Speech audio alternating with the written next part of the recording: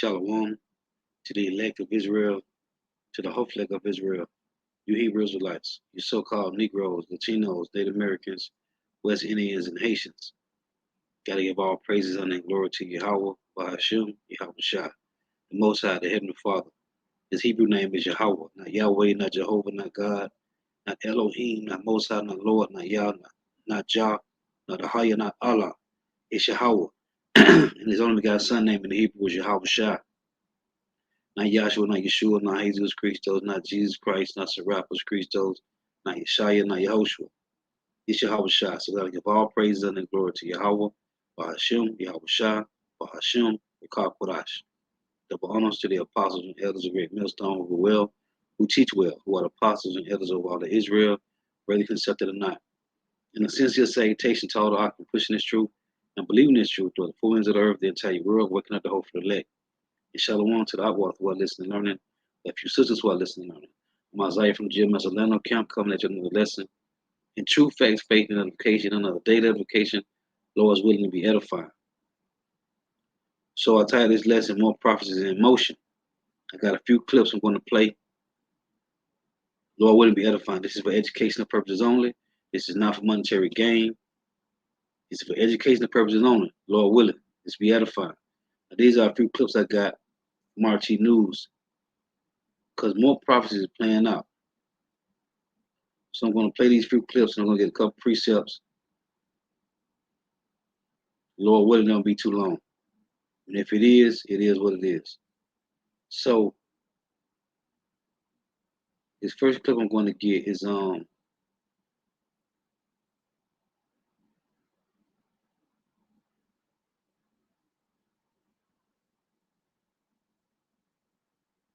I'm just going to play it. So check this out. But these things is happening, man. While prophecies is in motion, man.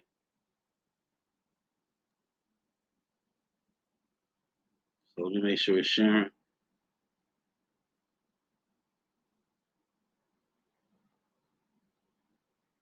While Jake's here right here playing games, prophecies is taking place, man.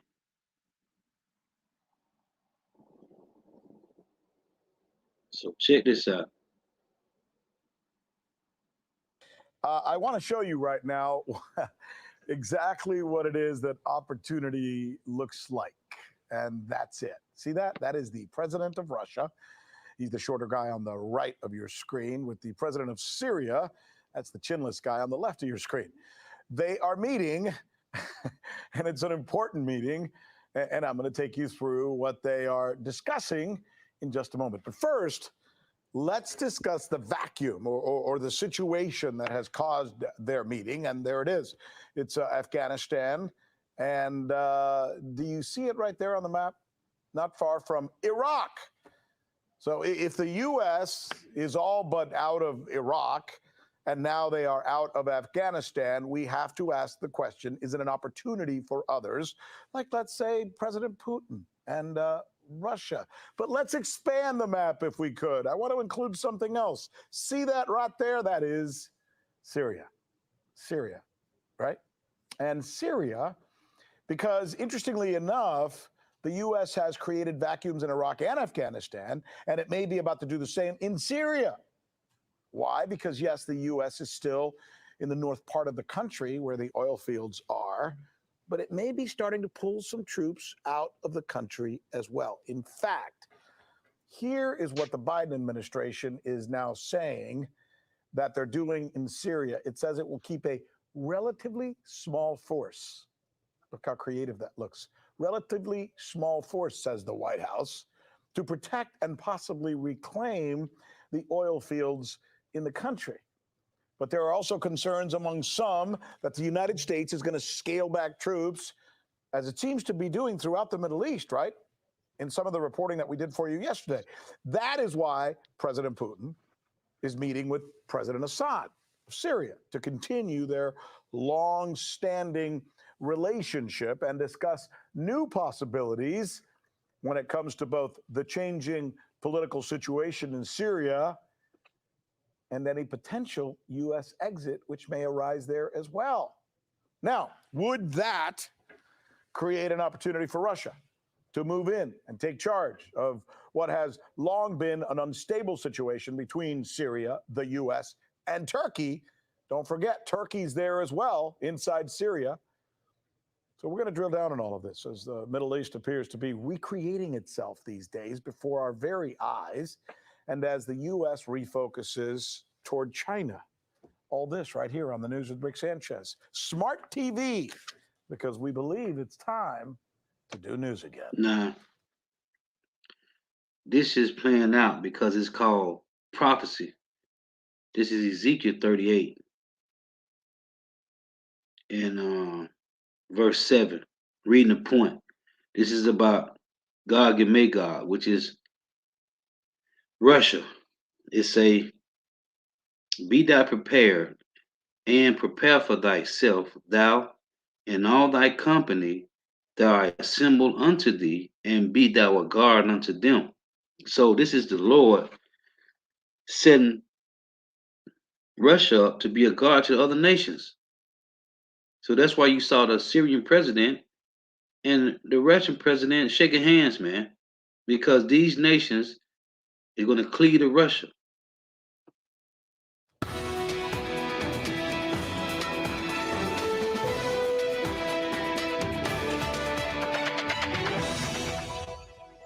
Okay, so these are the questions that we think you will be asking. First, is the U.S. opening the door for Russia in Syria? If not now, soon. California is one of the biggest economies in the entire world. But are they going to have a governor soon or a different governor? And is Facebook allowing Instagram to harm young girls? That's an important story. All right, we're going to begin with the situation in Syria, as there is a sign that the U.S. may diminish its presence there as well. Not exactly enough to walk away from these very lucrative oil fields that we've long coveted there, but certainly a shift away from the full participation that we've been seeing in the last decade. And that is making Russian President Putin stand up and take notice. Not one to ever miss a beat when opportunity strikes, Mr. Putin. He is meeting directly with the president of Syria as of this morning. Here's correspondent John Huddy. Russian President Vladimir Putin and Syrian President Bashar al-Assad sat down for a meeting Monday in Moscow to discuss, among other things, both countries' mutual interests. The Russian president also making a point about foreign forces in Syria. The main problem, in my opinion, is that foreign forces are present in parts of the country without permission from the United Nations and without your permission. This clearly violates international law. While Putin did not name any particular country, it's clear he was referring to the United States and Turkey. The United States has 900 troops in Syria to, according to U.S. officials, both prevent a resurgence of ISIS and help protect oil fields in Syria's eastern region. President Trump in 2020 pulled U.S. forces out of northern Syria in a contentious plan to remove America's troops from the country, but under Pentagon pressure, kept some U.S. troops on the ground to work with Syrian Democratic forces and to also protect the Conoco oil fields near the city of Deir ez-Zor, known as the Green Valley or Green Village oil fields. It's along the eastern Euphrates and also close to the Iraqi border, allowing the U.S. to keep an eye on the Syria-Iraq border and Iran's influence in the region as well. Turkish forces, meanwhile, are in the northern and northwest part of the country, helping anti-Assad rebel factions in the country's long-running and brutal civil war. How long the U.S. remains in Syria, though, is certainly a question being raised once again in light of America's withdrawal from Afghanistan. The Biden administration is seemingly scaling back the U.S.'s footprint and involvement in parts of the Middle East region to potentially redeploy assets to protect the United States against what the White House sees as a growing Chinese threat. Whether or not that means pulling America's remaining troops out of Syria remains to be seen. Syria views U.S. and Turkish forces as illegal occupiers and Russian forces as welcome guests there at the government's invitation. President Assad also thanked Russia for its help lending assistance and resources to Syria in its ongoing fight against the COVID-19 virus. And speaking of which, President Putin announced Tuesday, a day after his meeting with Assad, that he was going into quote-unquote self-isolation after several members of his inner circle tested positive for the COVID-19 virus. For the News with Rick Sanchez, John Huddy. Yeah, that's interesting, John. I saw that in the report this morning as well, which is kind of an interesting caveat. I want to bring in Dan Kovalik. He is a author of No More War, How the West violates international law by using humanitarian intervention to advance economic and strategic interests. Professor Kovalik also teaches human Now you rights. see how the U.S. violates international law. Well, when you read Isaiah 10 and 1, it tell you that they decree. Matter of fact, let's read that. This is Isaiah chapter 10, verse 1. It reads, woe unto them that decree unrighteous decrees, and that write grievousness which they have prescribed. You see, this is what they do, man. This is what they do. This is Psalms 9 and 4. In verse 20, it reads, shall the throne of iniquity have fellowship with thee, which frameth mischief by a law? See, this is what they do, man. And this is why all the other nations is going to separate from Babylon the Great. Because it's already written, man, as prophecy. This is Daniel 2, reading the point. This is Daniel 2, in verse 43, it reads, and whereas thou sawest the iron mixed with miry clay, they shall mingle themselves with the seed of men, but they shall not cleave one to another, even as iron is not mixed with miry clay. It's a separation, man. It's a separation of these nations.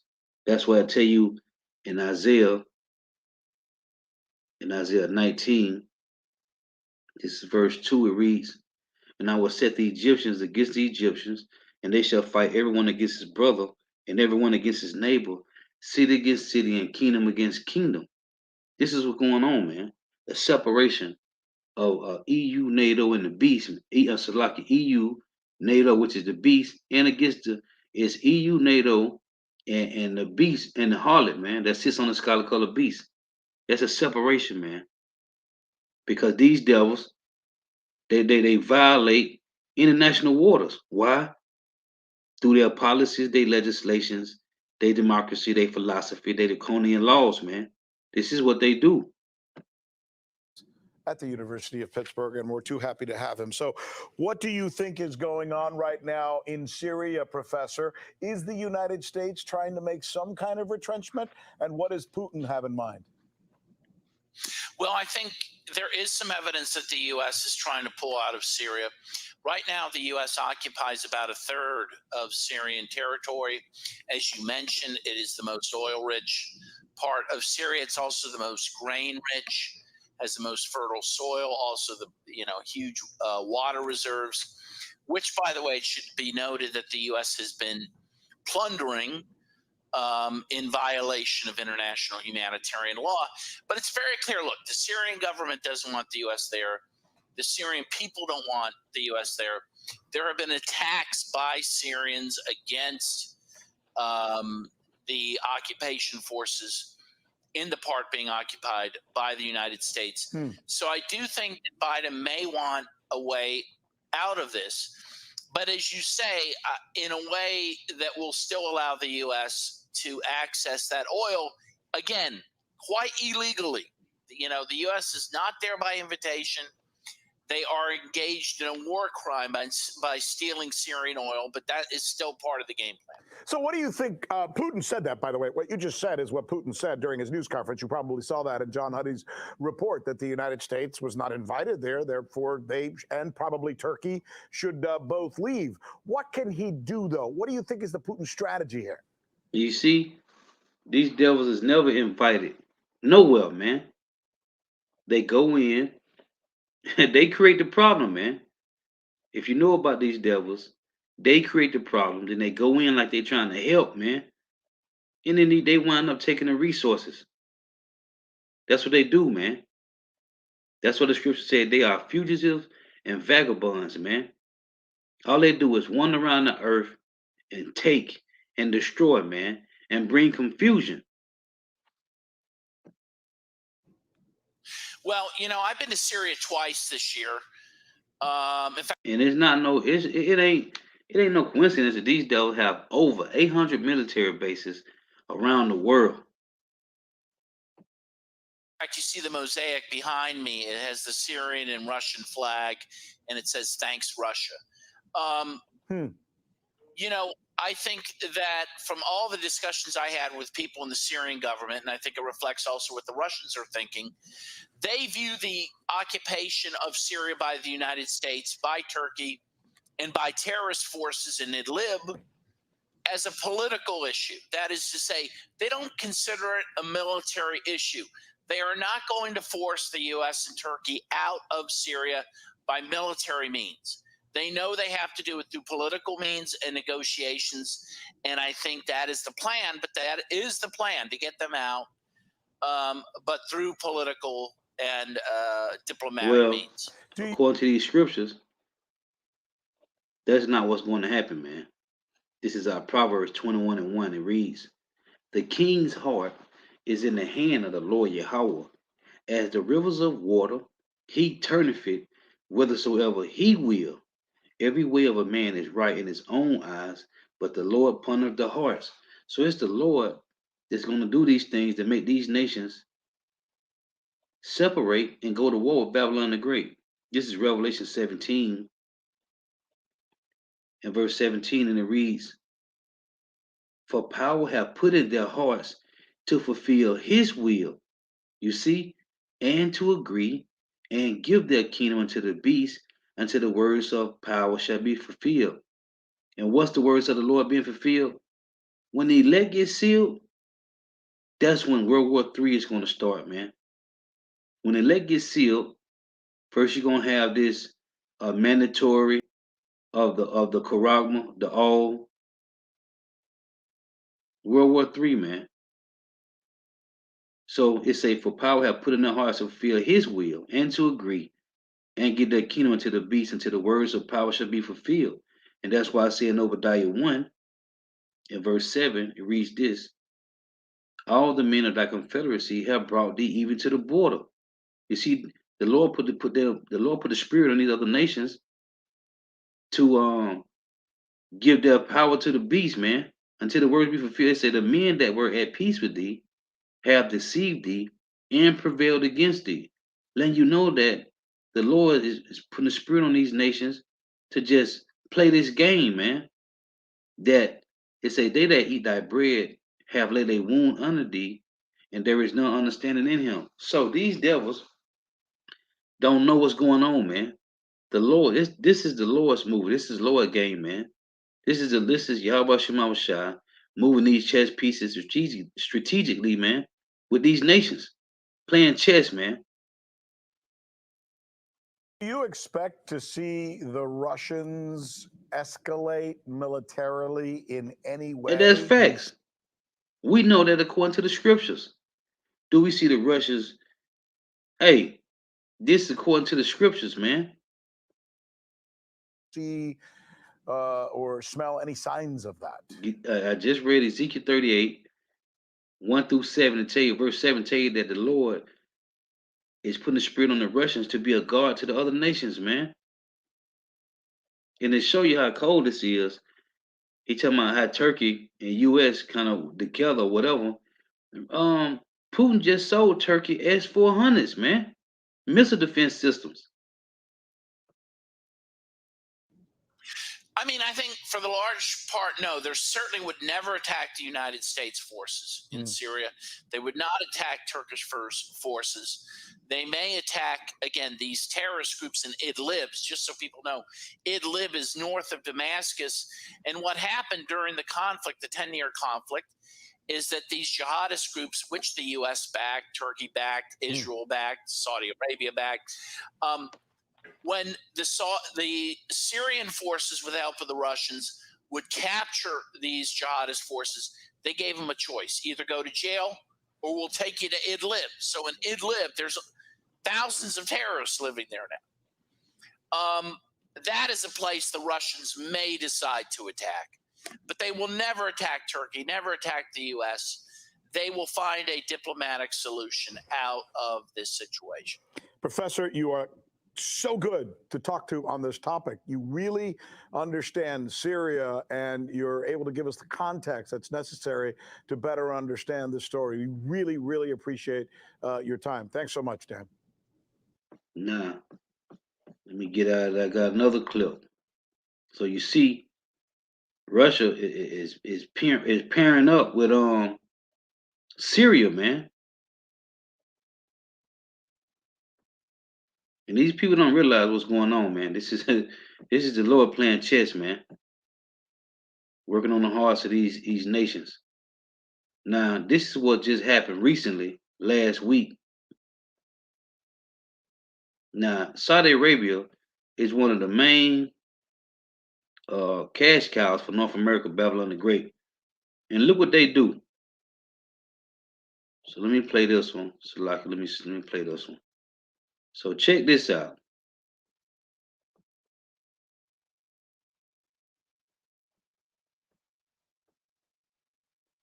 Hey everybody, I'm Rick Sanchez here to welcome our viewers from all over the world, including those of you who are watching us right now, probably in all parts of the world on the Portable TV app. So tonight, in what is a real rarity, the U.S. is not giving in to Saudi Arabia. Real rarity here. Now, for weeks, the U.S. has been considering the removal of Patriot missiles from the kingdom, despite the Saudis insisting that the United States must not do that. Well, the U.S. has done exactly that, and now there are questions as to whether the U.S. is de-emphasizing the Middle East, or at least the Gulf states, in an effort to better target or be prepared possibly to target China. Speaking of China, it is furious tonight because of reports that the U.S. may be doing just that. The latest perceived insult to China, perceived by them, of course, has to do with what Taiwan's diplomatic mission to the United States, as pictured right there next to me. See that? That is the Taipei Economic and Cultural Office, which is, not a big deal that it's named that. People from Taipei, people from Taiwan are allowed to have a diplomatic relationship within the United States, because a lot of cities throughout the world have cultural and economic exchange missions in the United States. You notice I said cities. But if that name is suddenly changed to Taiwan instead of Taipei, that, my friends, would be a big deal. And that's exactly what China is saying today. I know it sounds like it's just a name. Who cares, right? Taipei, Taiwan. What's the big deal, right? What's the big whoop? Well, it is a big whoop to China. See, they say it would signal that Taiwan is now getting official diplomatic recognition as a state. And they say, look, they're not a state. They're a province of our country. In fact, just how furious does that make China? Even the fact that they're considering changing the name from Taipei to Taiwan? Well, here's how it responded today. Here's how China responded today.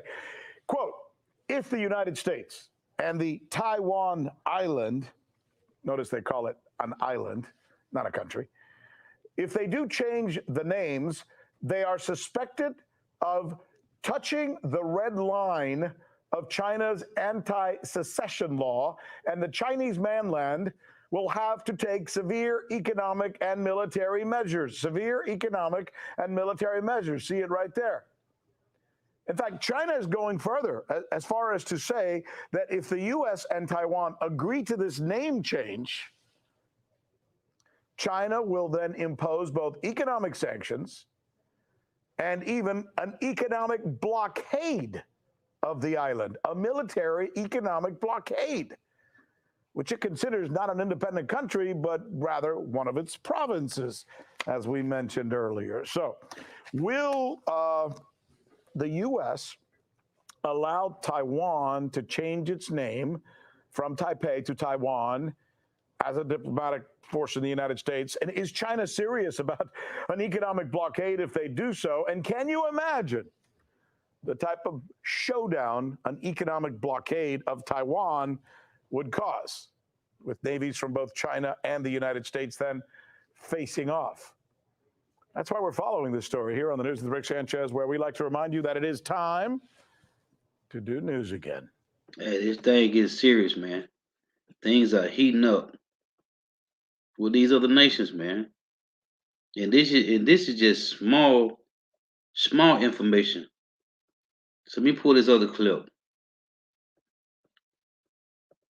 Cause these devils, Saudi Arabia is one of the main, one of the main cash cows for North America, man. And these devils, them pull their missiles from out the defense system from these people, man. Let me get this one.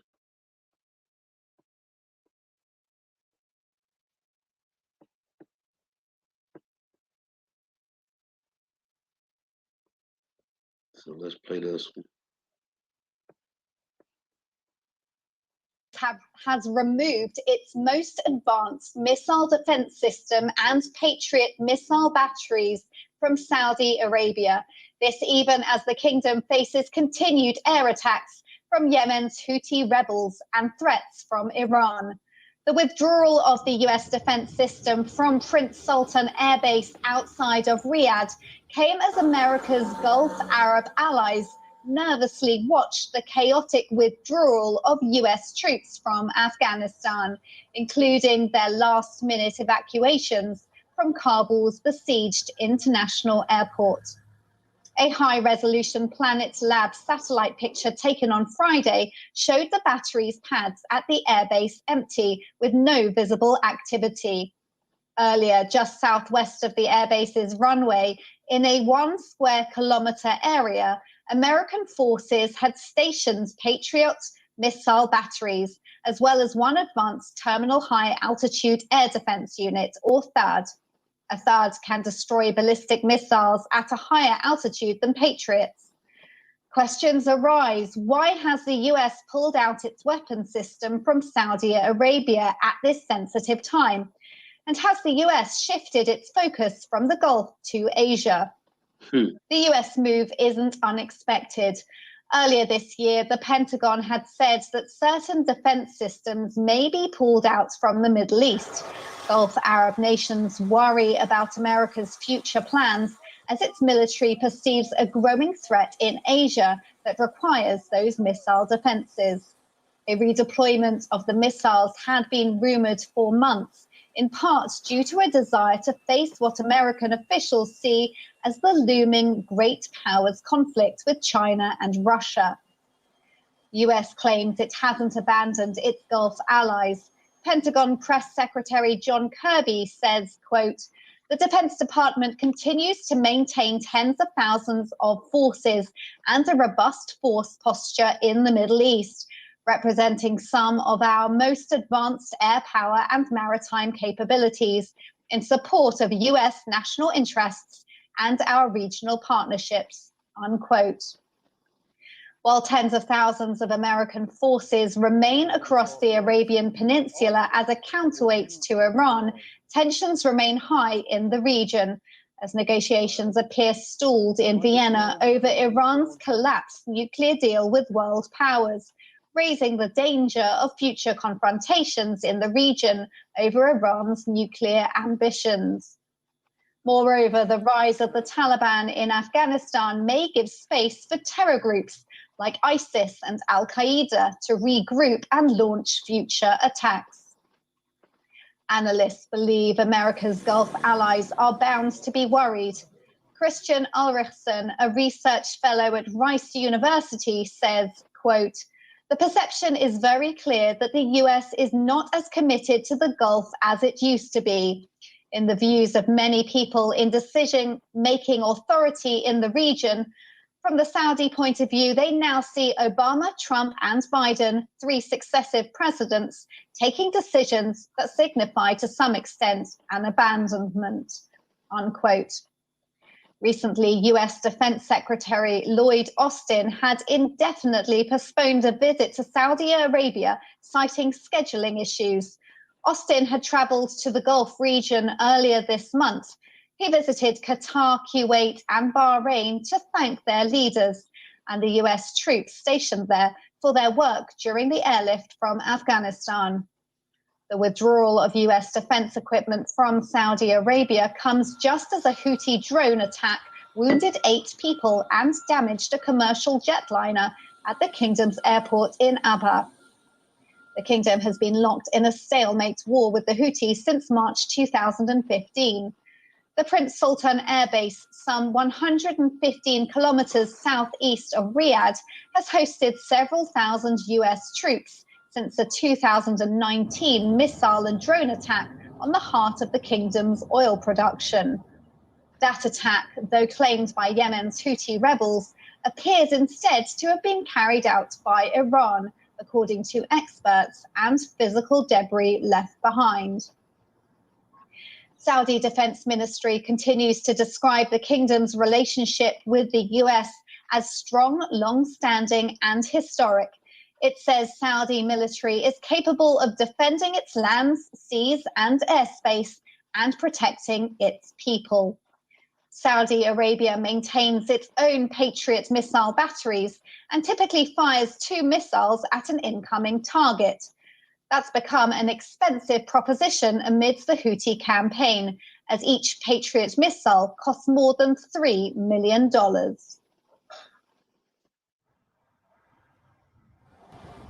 You see, this is the Lord stirring up the pot, man. So I have one more clip I want to play. Well, it's not a clip, actually.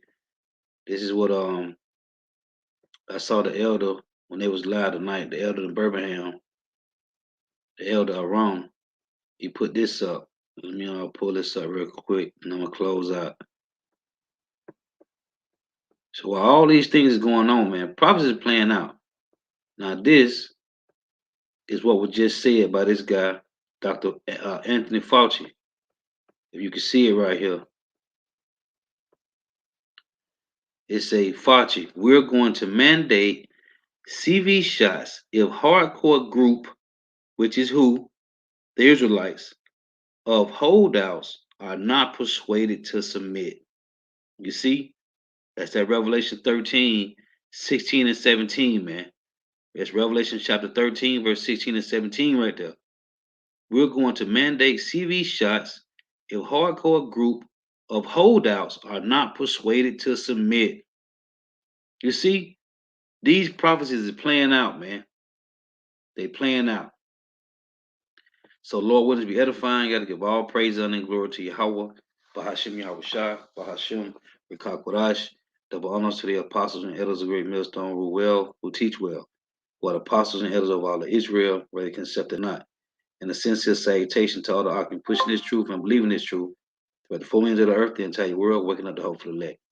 And shalom to the outward who are listening and learning, the few sisters who are listening and learning. Lord, what is edifying till next time I say shalom. Wa abba. To water for tuning in. May Yahweh Shema shall continue to bless you in your houses. Stay prayed up. The brothers and GMS, we live. The brothers live. I'm finna go over there and tune in with them brothers and click in on them brothers. GMS Orlando is live. So tune in. Shalom.